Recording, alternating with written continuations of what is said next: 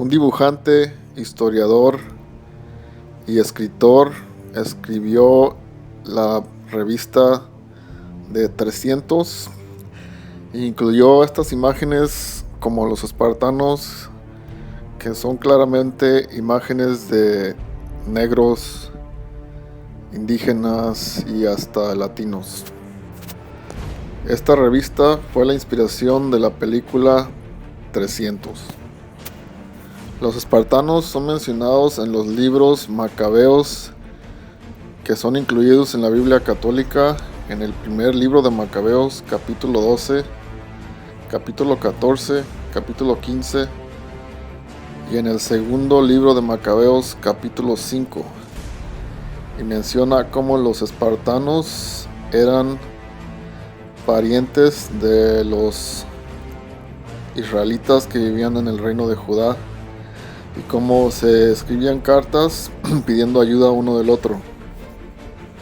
De acuerdo a historiadores como Heródoto y otros historiadores griegos, los espartanos y los micénicos datan a fechas más atrás en la historia, como 1400 hasta el 1200 a.C. Y se preguntarán qué conexión hay entre los israelitas y el mundo griego a esos puntos de la historia. El éxodo sucedió más o menos en el año 1446 a.C. y eso no es suficiente tiempo para que los espartanos y los micénicos hayan desarrollado su civilización en Grecia. Pero la historia y la Biblia nos dan respuestas de cómo los israelitas pudieron haber llegado al mundo griego cuando vivían en Egipto. De acuerdo a Génesis 10, versículo 14, Patrusim, Casluim y Caftorim o Caftor son los filisteos, y descendientes de Misraim, quienes son los egipcios. De acuerdo a Deuteronomio 2, versículo 23, los caftoreos o caftorim, que son descendientes de Misraim o egipcios, invadieron a los heveos en la tierra de Gaza y a Sarín, que es la tierra de los filisteos, pero ellos salieron de Caftor, que es la isla de Creta, y habitaron en su lugar. La isla de Caftor o Creta es parte del mundo griego, y los egipcios reconocían a la isla de Creta como Caftorim o Keftiu, como parte de Egipto. Y nos da a entender que los egipcios habitaron la isla de Creta después de los minoicos o la gente de Jafet, después de que la civilización minoica se destruyó tras la primera erupción de los volcanes en 1800 a.C. Y también nos da a entender que hubo otra erupción o otra catástrofe que causó que los egipcios se fueron de Creta hacia la tierra de los filisteos hoy en día. Esto también es respaldado en Jeremías 47, versículo 4, donde dice que los palestinos llegaron de la isla de Caftor o de Creta. Y también en el libro de Amós, capítulo 9, versículo 7, donde menciona que los palestinos vienen de Caftor o de Creta. Y nos da el verdadero entendimiento de por qué Yahweh compara a los israelitas con los etíopes. No porque eran negros, porque no todos los israelitas son negros, sino porque los etíopes fueron movidos de Irak hacia África, y nos da otros ejemplos de gente que fueron migrando de una tierra a otra, como son los palestinos y los arameos, que fueron movidos de la tierra de Edom. Los arameos también se conocen como gente de Siria. De los arameos desciende Uz, uno de los hijos de Aram era Uz, que es de donde sale el dicho de la tierra de Uz. Los arameos vivían en la tierra de Edom y uno de los descendientes fue Uz, entonces se puede decir que es la tierra de Uz originalmente. Y resuelve el misterio de dónde está la tierra de Uz. Está en Jordania y Arabia, no en Uzbekistán. Ahora que sabemos que Creta era parte del patrimonio de los egipcios después de que se fueron los las descendientes de Javán o Jafet, tras la erupción de Santorini. Se sabe que los egipcios tenían conexión al mundo griego. En los primeros años que vivían los israelitas en Egipto, no estaban en esclavitud pesada hasta los últimos años, cuando el último faraón les empezó a tener coraje y envidia a los israelitas y pudieron haber viajado a Creta, que era parte del mundo egipcio, y de ahí moverse al resto de Grecia. El hecho de que los egipcios o la gente de Caftorim o Caftor se movieran de Creta a la tierra de los palestinos nos da a entender que hubo otra catástrofe, otra segunda catástrofe, tal vez otra erupción durante el tiempo del Éxodo, la que causó la migración de los egipcios de Creta hacia la tierra de los palestinos, como es mencionado en el libro de Deuteronomio 2, versículo 23, Jeremías 47, versículo 4 y Amos 9, versículo 7.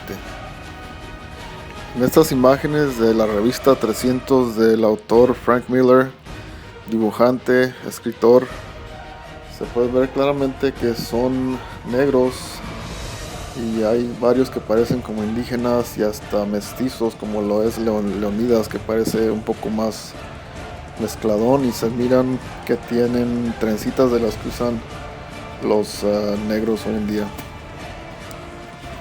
Los historiadores también dicen que los espartanos promovían la homosexualidad, lo cual es una abominación y no tiene defensa. No sé si será calumnia o si será un hecho, pero puede ser posible, porque de acuerdo a Jeremías 2, versículo 33, los israelitas le enseñaron a los malvados o las malvadas, en este caso los atenienses, a sus caminos. Y también se dice que los espartanos iniciaron las olimpiadas, que son bastante puñalonas. En cualquier caso, eran guerreros de los más feroces del mundo antiguo, reconocidos a nivel mundial. A continuación les voy a enseñar dos entrevistas donde el dibujante y escritor Frank Miller habla de su inspiración a través de sus estudios históricos y de la Biblia para escribir sus libros como 300 y Jerjes. Presten atención a cómo estos edomitas saben la historia y saben quiénes son los verdaderos israelitas.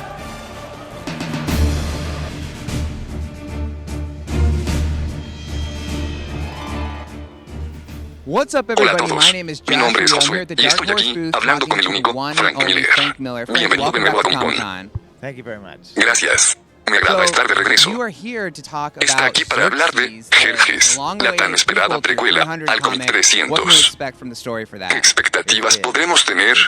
Es grandiosa. Cubre muchísimos temas históricos. Es más, no es en sí una precuela, sino un resumen completo. Ten en mente que 300 fue solo una batalla de 3 días. Hay mucha más historia. La historia de Jerjes incluye su ascenso al poder en el reino persa. Este hombre, en efecto, conquistó todo el mundo conocido. La historia de los 300 fue solo una burbuja en esta gran historia, indicativa al destino final de Jerjes.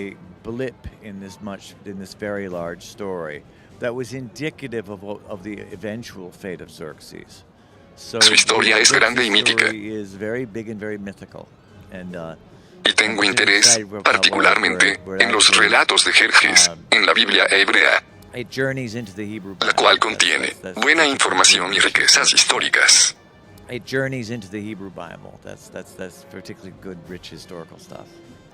It journeys into the Hebrew Bible. That's particularly good, rich historical stuff.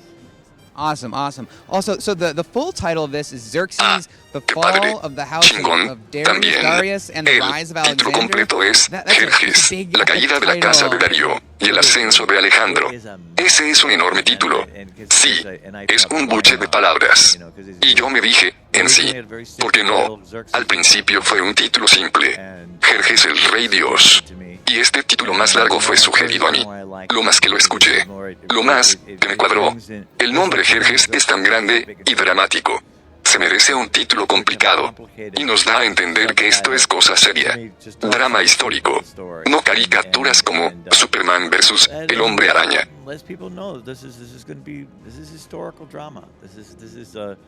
This is not, Superman versus Spider-Man.